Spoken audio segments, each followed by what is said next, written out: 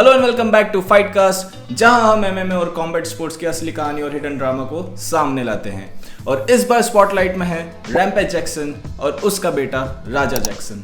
एक ने टफ के हाउस में दरवाजा तोड़ा था और दूसरे ने रेसलिंग के रिंग में इंसान को तोड़ने की कोशिश कर डाली। आइए जानते हैं आखिरकार ये पूरा मैटर है क्या एग्जैक्टली। तो सीन स्टार्ट होता है एक प्रो रेसलिंग शो से। अब प्रो रेसलिंग का मतलब सिंपल है, scripted entertainment, fake punches, drama और क्राउड की मस्ती। पर राजा जैक्सन ने सोचा कि स्क्रिप्टेड, फेक और वो भी मैं, रैम्पेज जैक्सन का बेटा, मैं तो रियल में लड़ूंगा। और बस उस पॉइंट से बंदा क्रैश आउट कर गया।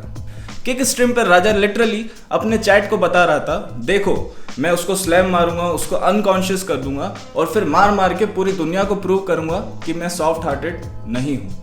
मतलब एक pre plan crime on camera, जैसे कोई अपना एफआईआर खुद लिखवा रहा हो। तो राजा रिंग में गया, एक वेटरन रेसलर साइको स्टू को उठाया और सीधा हेड फर्स्ट स्लैम कर दिया। बंदा सीधा अनकॉन्शियस हो गया और क्राउड पूरा शॉक्ड था।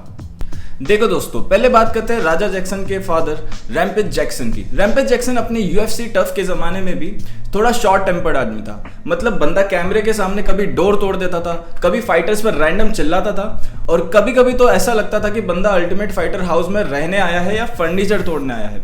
रैम्पेज का गुस्सा एकदम अल्फा मेल टाइप का होता था, ज्यादातर comedy plus intimidation mixture.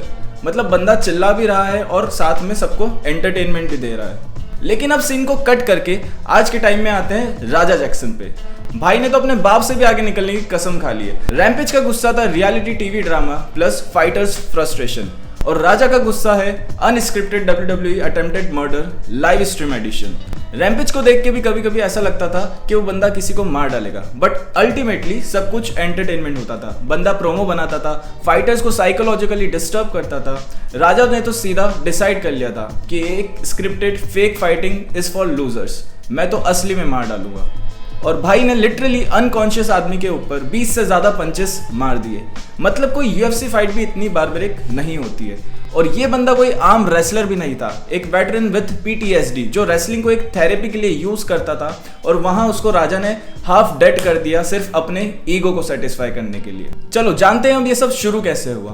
Problem शुरू कहां से हुई? एक empty prop beer can say. क्योंकि राजा जैक्सन लाइव स्ट्रीम पे था तो साइको स्टू ने कैरेक्टर में आके राजा को एक कैन से सर पे टैप कर दिया, जो वैसे गलत था, अग्रीड, लेकिन वो तो एक रेसलिंग प्रॉप था। बंदा 3 बार अपोलोजाइज भी कर चुका था, उसके बाद उसने काफी बार हैंडशेक भी किया और राजा ने पहले एक्सेप्ट किया अपोलॉजी को, और फिर उसके बाद उसने दोबारा जाके प्लान बनाया कि नहीं, अब तो मर्डर अटेम्प्ट करना है वरना लोग समझेंगे कि मैं वीक हूँ। मतलब भाई का ईगो इतना फ्रेजाइल है कि अगर चैट बोले पंच मार तो बंदा काम वाम सब छोड़ के जेल जाने को तैयार है। ये कोई मस्कुलिनिटी नहीं है, ये माइक्रोवेव वाले स्टील का बर्तन है जिसमें क्रैक पे क्रैक लगता जाता है। और सबसे फनी पार्ट क्या था, रेफरी और दूसरे रेसलर्स भी लिटरली खड़े होकर सिर्फ देख रहे थे, जैसे फ्री में नेटफ्लिक्स मिल गया हो।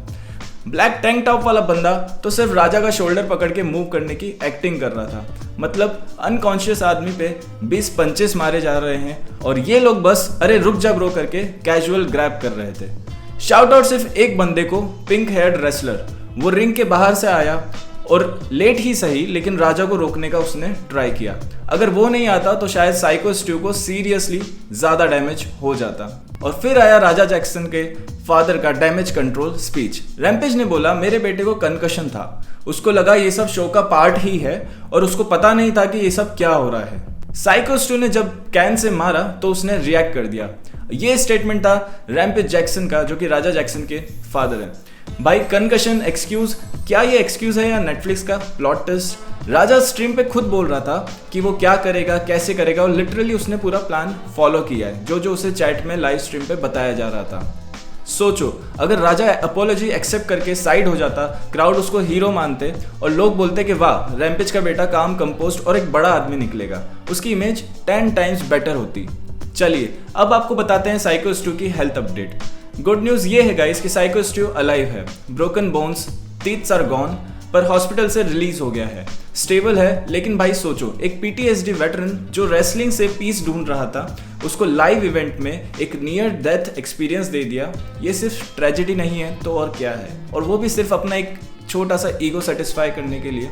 राजा जैक्सन के पास सब कुछ था, MMA लीनियज, रैम्पेज का बेटा होना, रिच, फेम रेडी, और उसने सब कुछ साइड में फेंक दिया सिर्फ एक फ्रजाइल ईगो और चैट के रेज बेट की वजह से। राजा अभी तक अरेस्ट नहीं हुआ है, बट भाई अगर ये जेल नहीं गया तो लॉ का नाम बदल कर लॉल कर देना चाहिए। मोरल ऑफ द स्टोरी, अगर तुम्हारा ईगो इतना डेलिकेट है कि ट्विच चैट तुम्हें क्रिमिनल बना दे तो MMA, बॉक्सिंग, रेसलिंग ये सब तुम्हें छोड़ देना चाहिए और थेरेपी ज्वाइन कर लेनी चाहिए। उम्मीद है भगवान थोड़ी सी अकल उनको देगा और उनका ईगो थोड़ा कंट्रोल में रहेगा। तो that's it for this video, मिलते हैं नेक्स्ट वीडियो में, तब तक के लिए पीस।